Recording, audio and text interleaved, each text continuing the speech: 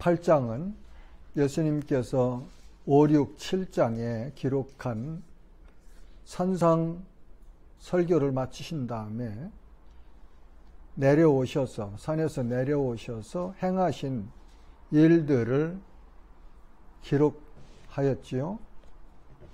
먼저 8장 1절에서부터 4절까지 보면은 예수님께서 한 나병 환자를 고쳐주신 그런 기사죠. 한 나병 환자가 나와 절하며 이르되 주여 원하시면 저를 깨끗하게 하실 수 있나이다 하거늘 예수께서 손을 내밀어 그에게 대시며 이르시되 내가 원하노니 깨끗함을 받으라 하시니 즉시 그의 나병이 깨끗하여진지라. 예수님께서 하신 것은 그 나병 환자에게 손을 대셨고 그리고 말씀하셨네요. 나병 환자는 주여 원하시면 저를 깨끗하게 하실 수 있나이다. 이 속에 저는 나병 환자의 믿음이 있다고 봅니다. 예수님께서 그 믿음을 보시고 긍휼히 여기사 불쌍히 여기사 손을 대시고, 나병 환자는 부정한 자기 때문에 서로 이렇게 접촉을 안 하잖아요. 근데 예수님은 손을 대셨네요. 그러시고 말씀하시죠. 내가 원하노니 깨끗함을 받으라 하시니 말씀하신가 즉시 그 즉시 그의 나병이 깨끗하여진지라. 자, 요 짧은 내용을 보면서 우리가 어떤 교훈을 받을 수 있을까요? 여기서 요 말씀 중에서 우리가 붙잡아야 될, 이 사건 중에서 붙잡아야 될 핵심적인 교훈은, 진리는 뭡니까? 예, 그렇죠. 예, 예수님께서 이렇게 말씀하시니까 그 말씀대로 이루어졌다는 건, 이거는 의학적으로는 할 수 없는 일이잖아요. 예, 할 수 없는 일이에요. 근데 예수님 말씀하시니까 그대로 됐단 말이죠. 그러니까 예수님은 치료자이시며 그분은 하나님의 능력을 가지신 분이다. 우리가 그렇게 보면 어떨까 싶습니다. 1절에서 4절에 한 나병 환자를 고쳐주신 이 기사, 기록에서 핵심은 예수님은 말씀으로 나병 환자를 고치시는 능력이 있으신 분이다. 그리고 그분은 모세율법에서 나병 환자와 접촉을 하면 부정한 자가 되는데 개의치 아니하시고 그 불쌍한 자에게 손을 대셨다 하는 것을 보면서 예수님은 우리를 불쌍히 여기시는 분이다. 그렇게 볼 수 있겠습니다. 그 다음에 5절에서부터 13절까지 보면 백부장의 하인을 고쳐주신 그런 내용이죠. 가버나움에 들어가시니, 오늘 우리가 상고했던 요한복음 2장 11절 밑에 보면 12절에 예수님께서 가버나움에 들어가신 기사가 기록되어 있죠. 이제 가버나움에서 한 백부장인 로마 군인이죠. 로마 군인. 로마 역사들 이렇게 쭉 읽어보면 외인 부대들이 많이 있었고, 백부장은 100명의 군사를 지휘하는 그런 지휘관, 그러니까 고급 장교라고 할 수 있겠죠. 네, 장교. 그런 사람이 자기 하인이 중풍병으로 집에 누워 괴로워하고 있는 상황에서 예수님을 찾아오죠. 그죠? 그러니까 여기서 우리는 백부장의 마음을 우리가 보고 좀 본받아야 되지 않는가. 뭐 백부장이 자기 하인 고통한다고 예수님까지 찾아가야 될 꼭 필요는 있을 수도 없고 없을 수도 있잖아요. 그런데 하인을 불쌍히 여기는 마음이 있으니까 그렇게 예수님께 나가는 거 아니겠어요? 그러니까 우리가 우리 이웃들을 위해서 중보할 때 이런 마음을 가지고 중보해야 되죠. 지난 주간에 어디 이렇게 전도 신방 간 적이 있습니다. 참 불쌍하죠. 그러니까 오늘 본문에 나온 포도주가 떨어진 그런 혼인집 주인 같은 그런 참 안타까운 그런 현실이죠. 누군가가 불쌍히 여겨서 기도하고 있었단 말이죠. 그래서 이제 우리 함께 가서 복음을 전할 수 있는 기회가 주어졌어요. 복음 전했습니다. 그리고 선택은 본인이 하는 거죠. 그렇죠? 내가 강요해서 되는 것도 아니고 하나님께서 그 마음을 감동하셔서 회개하는 마음을 믿음을 주셔야 회개할 수 있고 그리고 하나님을 믿을 수 있는 거 아니겠습니까? 그래서 복음 전도도 인격적이라고 나는 생각합니다. 왜냐하면 하나님이 우리를 인격적으로 대우하시거든요. 그럼 우리가 하나님의 일을 하면서 언제든지 하나님의 성품을 따라서 하는 것이 맞지 않는가 그런 생각을 해요. 그래서 좀 시간을 가지시고 생각해 보십시오. 전한 복음을 이렇게 묵상한다고 하는데 우리는 이렇게 좀 생각하시면서 그리고 네 분이 의논도 하시고 그래서 믿고 싶은 믿을 의지가 있으시면 연락해 주십시오 하고 그렇게 하고 왔네요. 그런 걸 보면은 나는 그 가정에 구원의 역사가 일어날 것을 믿습니다. 왜냐하면 한 분을 보니까 마음이 너무 많이 열렸어요. 그리고 주님을 받아들일 준비가 돼 있더란 말이죠. 그래서 우리 가정들도 보면은 안 믿는 가정들은 이렇게 보면 여자분들이 자매님들이 먼저 예수님을 믿는 것 같아요. 그러면 남자들은 버티다가 이제 뒤에 오죠. 그런데 또 가정의 믿음의 기둥은 누구냐? 남자들을 통해서 하나님이 또 역사하시는 것 같아요. 에덴 동산의 역사도 보면은 아마 그런 것 같아요. 아무튼 그러고 왔어요. 그러면서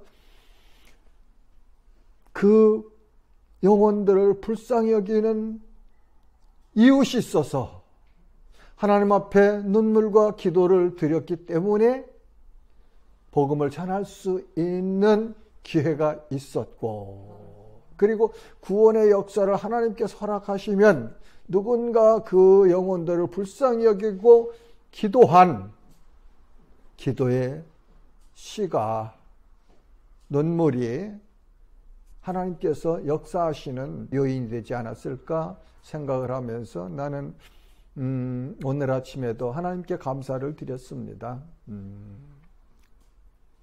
백부장의 이 마음과 자세 그리고 백부장은 예수님을 믿었어요. 그렇죠? 인정했어요. 예수님이 말씀하시면 그 말씀대로 이루어진다는 사실을 믿었기에 예수님 앞에서 행한 기사가 지금 오늘 우리가 읽은 내용이잖아요. 백부장은 소문으로 들었고 그 유대인들을 통해서 들은 그 예수 행하시는 그 이적들을 보면서 이분이시라면 내가 고통받는 이 불쌍한 하인을 고쳐주실 수 있는 분이라 하는 믿음을 가지고 나온 거거든요.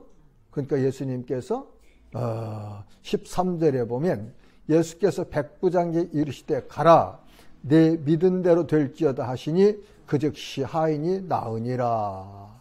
그 즉시 하인이 나으니라.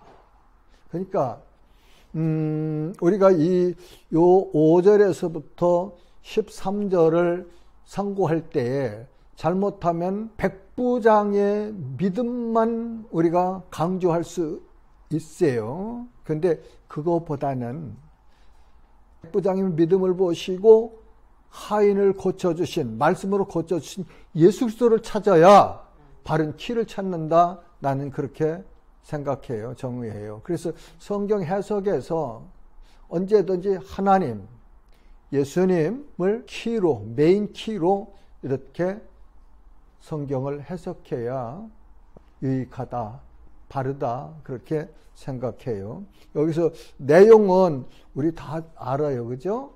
아니까 백부장에 와서 예수님께 그렇게 하인 중풍병으로 고통받고 있는데 좀 고쳐주세요. 그러니까 근데 가자 그러면 내가 고쳐주마. 그러시니까 아니 우리 집에 가실 일이 아닙니다.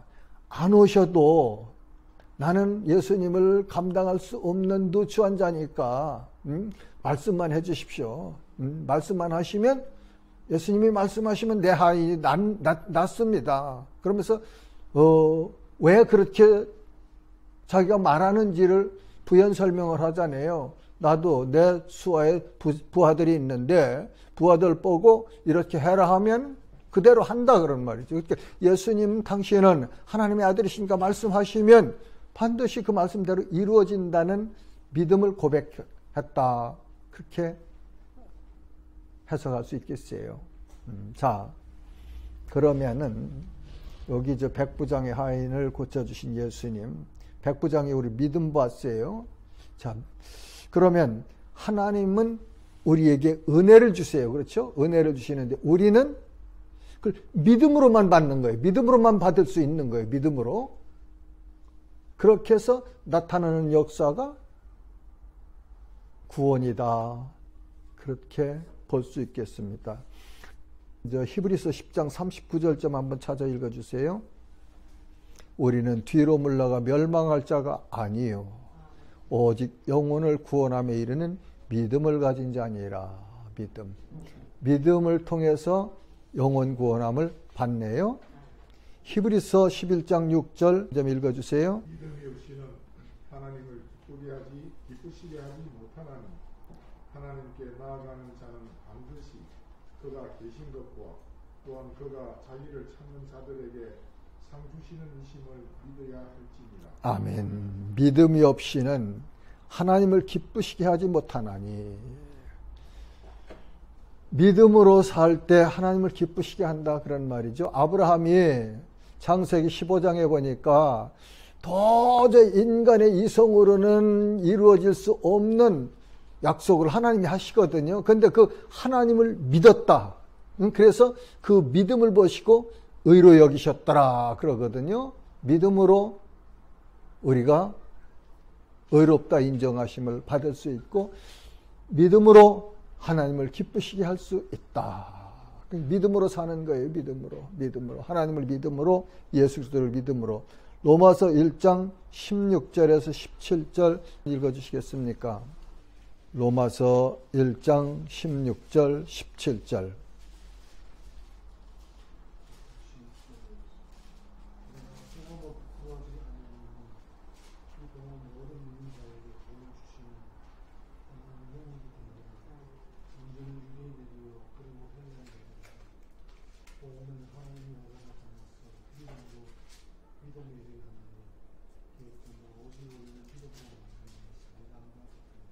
아멘. 죄인이 의인이 되는 길은 하나님을 믿는 믿음으로만 가능하다 그런 말씀이에요. 믿음으로만. 예수 그리스도를 주임으로 믿는 믿음으로만 죄인이 의인의 반열에 설 수 있다. 그래서 이 복음이 곧 그 내용이에요. 그 내용. 내용. 그 다음에 로마서 3장 22절 읽어주세요. 아멘. 예수 그리스도를 믿음으로 말미암아 모든 믿는 자에게 미치는 하나님의 의인이 차별이 없느니라.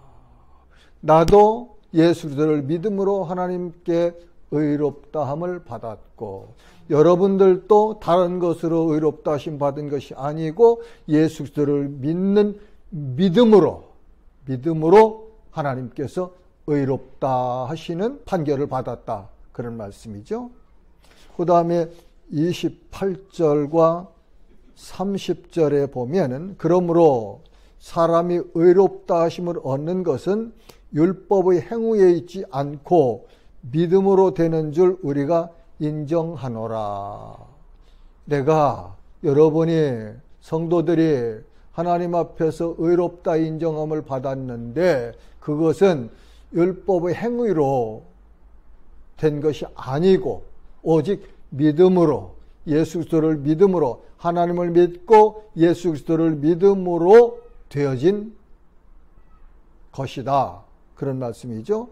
그 다음에는 30절에 보면 할례자도 믿음으로 말미암아 또한 무할례자도 믿음으로 말미암아 의롭다 하실 하나님은 한 분이시니라.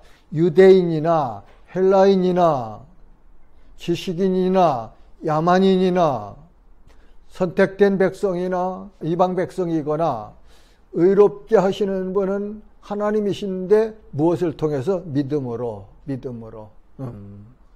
그 다음에 로마서 5장 1절 좀 읽어주세요. 그러므로 우리가 믿음으로 의롭다 하심을 받았으니 우리 주 예수 그리스도로 말미암아 하나님과 합당한 일이다. 아멘. 우리가 믿음으로 의롭다 하심을 받았으니 믿음으로. 그 다음엔 로마서 10장 9절과 10절을 한번 읽어주세요. 내가 만일 내 입으로 예수를 주로 시인하며 또 하나님께서 그를 죽은 자 가운데서 살리신 것을 내 마음에 믿으면 구원을 받으리라.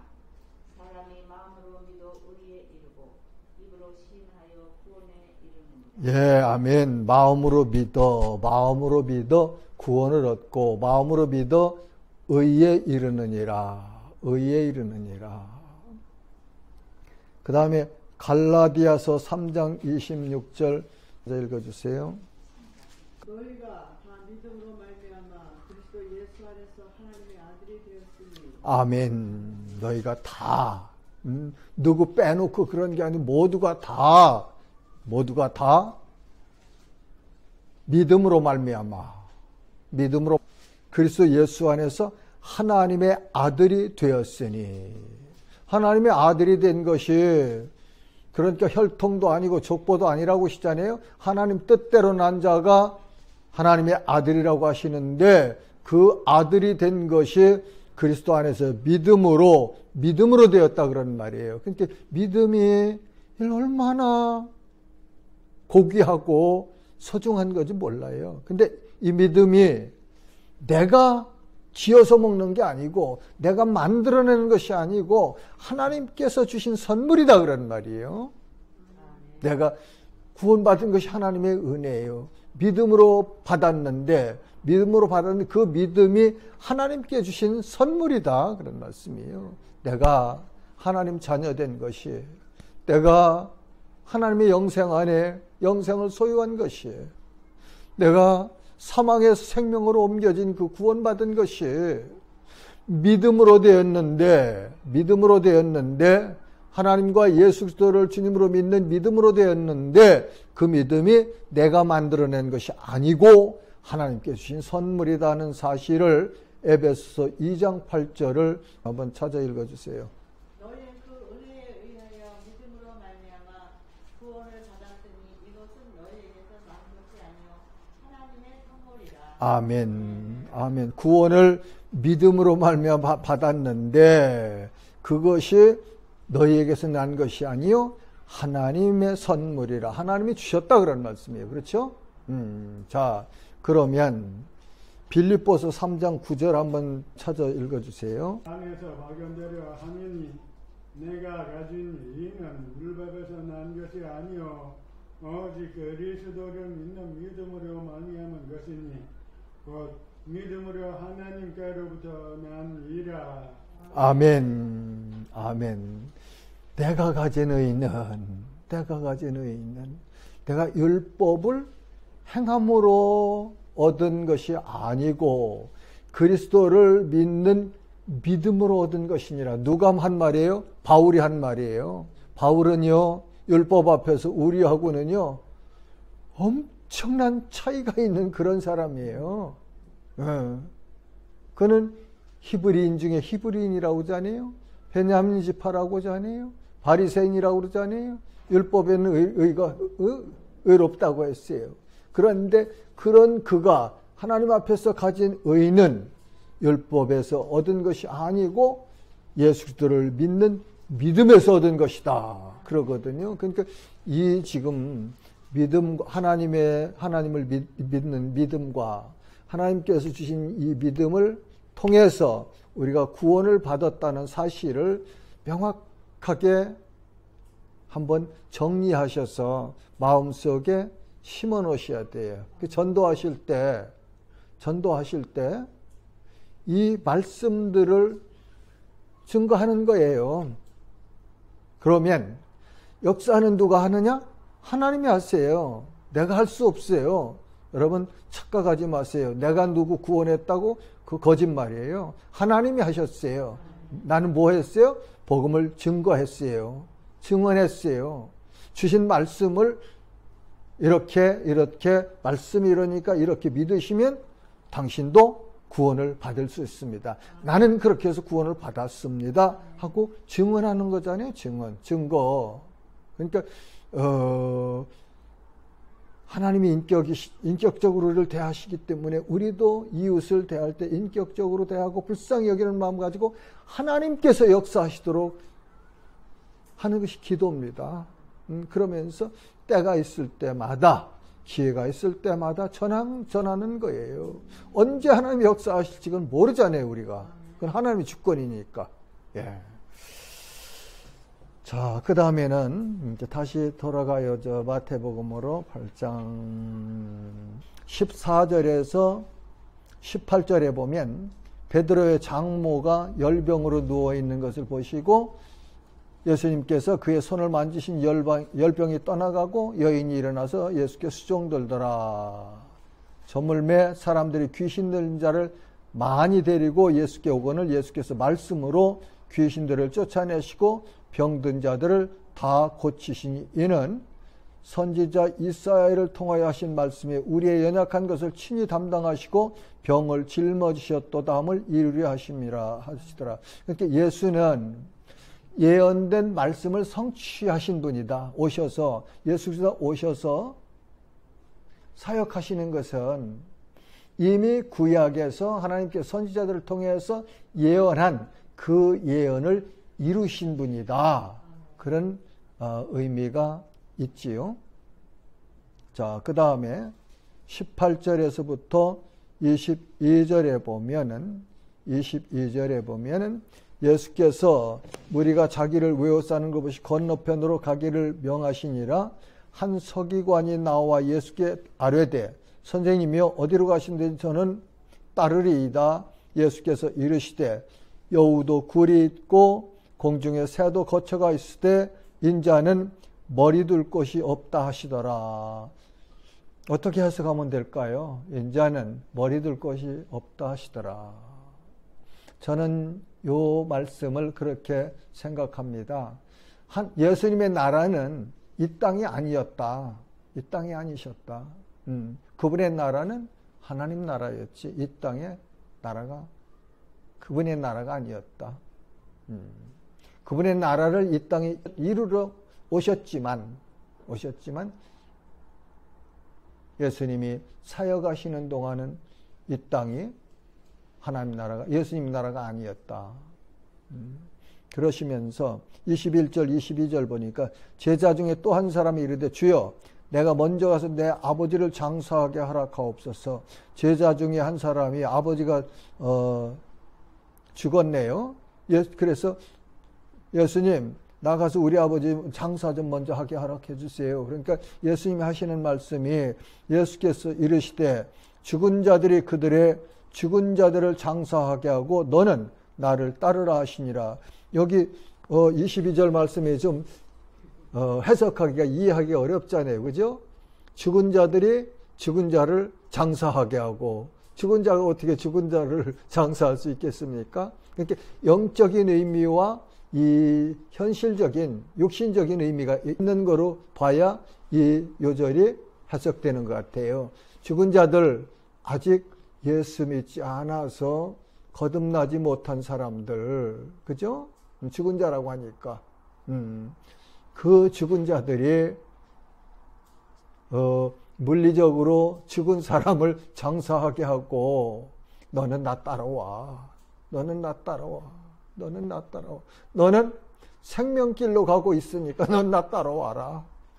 그렇게 해석할 수 있을 것 같아요. 그러니까 영적으로 죽은 자들과 육신적으로 죽은 자들을 우리가 구분할 수 있는 지혜가 있으면 좋아요. 그래서 성경을 쭉 읽고 연구해 보면 이렇게 영적으로 죽은 자와 육신적으로 죽은 자가 많이 나오잖아요. 데살로니가 전서에서 죽은 자들 그리스도 안에 잠자는 자들이라고 하지 않아요? 예. 그리고 골로새서 같은 데 보면은 너희는 빛의 자녀라, 빛의 아들이다 그러시거든요. 그렇게 해석하면 좋을 것 같아요. 그래서 생명이 있는 자는 주님을 따라가는 자다. 좁은 길 가는 자들이고 생명길 가는 자들이고. 예. 자, 23절부터 27절에 보면은 예수님께서 바람과 물결을 꾸짖으셔서 잔잔하게 하신 내용이죠. 배에 오르심에 제자들이 따랐더니 바다에 큰 놀이 일어나 파도가 일어났단 말이죠. 배가 물결에 덮이게 되었을 때 예수는 주무시는지라 그 제자들이 나와 깨우며 이르되 주여 구원하소서 우리가 죽겠나이다. 이 구원은 파도를 통해서 배가 침몰되면 죽을 수밖에 없는 그 환경에서 살려주십시오 하는 그런 의미예요. 이 구원은. 그래서 구원은 성경에서 보면 몇 가지 상황에서 구원이라는 단어가 쓰여지기도 했어요. 이렇게 우리 생명에 위급할 때, 그리고 영혼 구원의 의미로 사용되어지는 구원도 있죠. 예수께서 이르시되 어찌하여 무서워하느냐 믿음이 작은 자들아 하시고 곧 일어나서 바람과 바다를 꾸짖으시니 아주 잔잔하게 되거늘 그 사람들의 놀랍게 여기리되 이가 어떠한 사람이기에 바람과 바다도 순종하는가 하더라. 그러니까 예수님께서 바다를 꾸짖으셨는데 그 꾸짖으신 그 내용이 두 가지로 볼 수 있을 것 같아요. 믿음이 작은 제자들도 꾸짖음 받으니까 야, 이 믿음이 작은 자들아 하고 말씀하셨으니까 그렇죠? 그러니까 우리도 믿음이 작을 때는 예수님께서 꾸짖으실 수도 있겠네요. 그 다음에 자연, 바람과 바다를 꾸짖으시니 아주 잔잔하게 되거늘. 환경을, 자연을 다스리시는 예수님, 하나님 아니십니까? 예. 예수 이름 권세가, 하나님의 능력이 역사하신 거거든요. 그래서 이 오전에 우리 설교 시간에 예수님께서 그 갈릴리 가나 이적을 행하시고 그의 영광을 나타내시고 제자들이 믿었더라. 제자들에게 믿음을 주신 것처럼 지금도 선교지에 가면은 예수 이름으로 우리가 많은 역사를 해요. 경험합니다. 네. 그런데 그게 왜 그러시느냐? 하나님의 영광을 드러내고 예수 그리스도의 이름을 사람들에게 믿게 하시는 목적으로 하나님께서 하시는 이적이거든요. 그러니까 내가 뭐 선교지에 가서 뭐 했다고 나 큰 능력이 있다고 아니에요. 하나님의 능력이지 우리의 인간의 능력이 아니에요. 자, 제자들이 그러네요. 이가 어떠한 사람이기에 바람과 바다도 순종하는가 하더라. 여기에 대한 대답을 우리 각자가 가지셔야 돼요. 예수가 누구시기에 바람과 바다를 꾸짖으시니까 순종하는가? 이 제자들이 했던 말을 내 마음속에서 질문으로 사용해야 돼요. 그렇게 해서 예수가 누구신가를 정확한 답을 얻어야 내 믿는 믿음의 정답을 가질 수 있는 거죠. 예, 내가 믿는 믿음의 근거가 분명치 못하면 기도할 때 중언 부언하는 사람이나 같지요. 자, 28절부터 34절에는 귀신 들린 자들을 고쳐주신 기사지요. 그런데 여기서 보면은 29절에 이에 그들이 소리질러 이르되 하나님의 아들이여 우리가 당신과 무슨 상관이 있나이까? 때가 이르기 전에 우리를 괴롭게 하려고 여기 오셨나이까? 하더니 이 말을 한 자가 누구예요? 여러분 누구라고 생각하십니까? 귀신이죠. 귀신이 뭐라고 고백해 예수님에게? 하나님의 아들이시여. 귀신도 예수를 알고 인정하고 떠는데 하나님의 자녀들이 예수 그리스도를 하나님의 아들이라는 사실을 안 믿는다면 그거 엄청난 실수죠. 엄청난 실수입니다. 그런데 그 귀신 들린 자들이 얼마나 사나웠는지 28절에 보니까 그들은 몹시 사나워 아무도 그 길로 지나갈 수 없을 지경이더라. 사람만 지나가면은 이 귀신 들린 자를 통해서 귀신이 그냥 괴롭히는 거예요, 사람을. 그래서 그 앞으로 아무도 안 지나다녔다네요. 근데 예수님이 찾아가시잖아요. 왜요?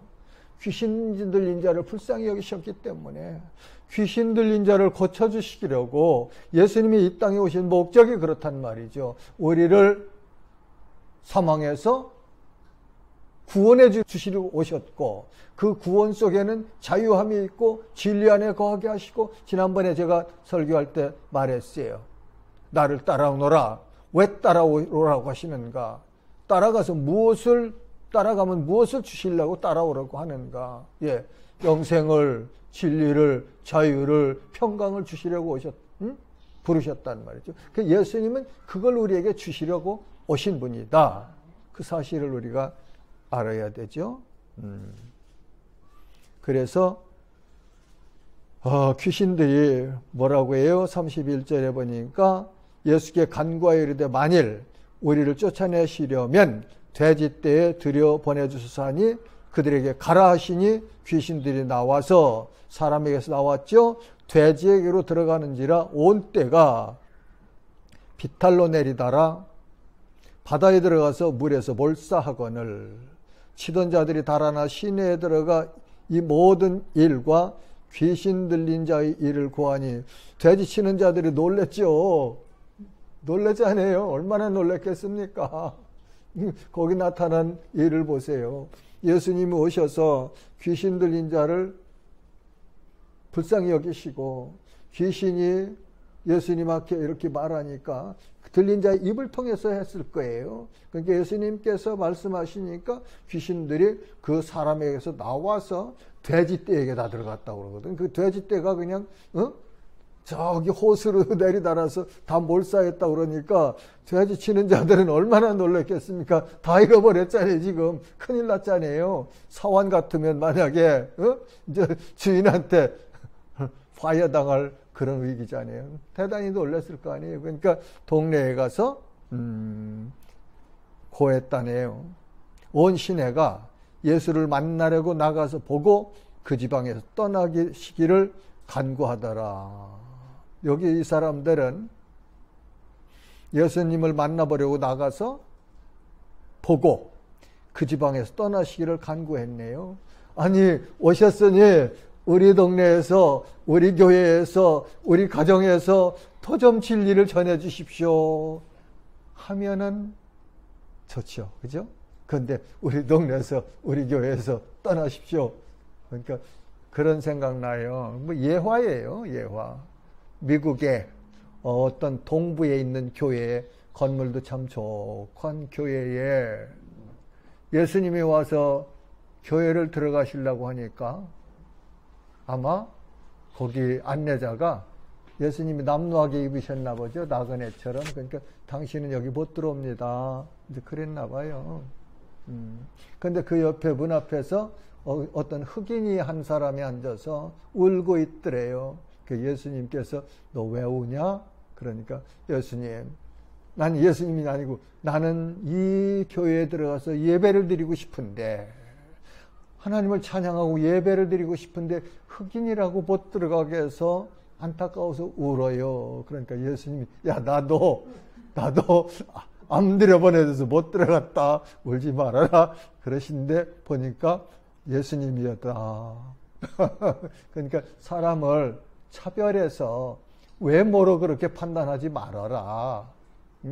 하나님은 죄인을 사랑하셨고, 하나님은 누구도 차별 없이 유대인이나 헬라인이나 차별하지 아니하시는 하나님이시다. 그 하나님이 차별하지 아니하시고 믿음을 주셔서 그 믿음을 보시고 의롭다 여겨주셨느니라. 그러니까 하나님이 우리를 차별하지 아니하시니까 우리도 하나님의 자녀니까 차별하면 안 된다, 그런 말씀이에요. 교회가 그렇게 가난하고 병들고 헐벗고 그런 사람 차별하면 안 맞습니다. 그거는 그 교회 건물이 아무리 훌륭해도, 그 교회 목사님 설교가 아무리 좋아도, 그 교회 성도들이 수준이 아무리 높아도, 그 교회 멤버들이 대한민국의 유명한 사람들이 다 모였을지라도 가난하고 헐벗고 병든 사람이 들어올 때 차별하고 문을 닫는다면 그 교회에는 예수님은 안 계시지 않을까, 그런 생각을 하게 됩니다. 그러니까 그 단위를 교회에서 내게로 옮겨보자고요. 내 마음속에 하나님이 계신데, 내 마음속에 예수의 영이 계신데, 내가 마음으로 이웃 사람들을 그렇게 차별해서 대한다면 내 안에 진정 그리스도의 영이 계신가 생각해 봐야 되고, 계시다면 이분이 얼마나 슬퍼하실까 하는 생각을 해서 돌아서야 되겠죠. 회개해야 되겠죠. 고쳐야 되겠죠.